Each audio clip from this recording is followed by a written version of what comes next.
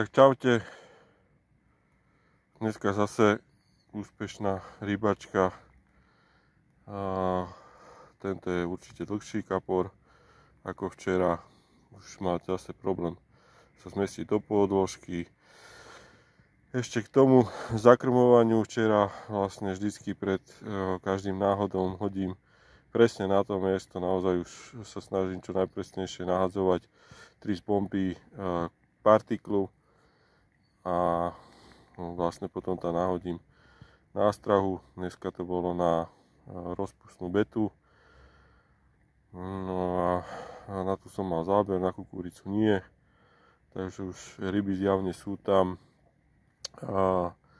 To bol jeden prvý záver, ktorý som ho nepremenil. Potom som išiel zakrmiť s loďkou. Dodal som tam jeden kýb partiklu kukurice a druhý repky. No a vlastne prišiel tento zase na betu, takže Inferno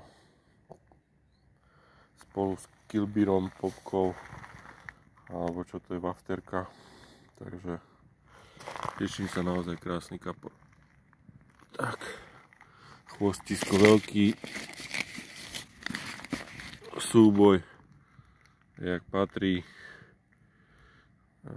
takže sa teším veľmi, že už to konečne začalo. No tak zatím čaute.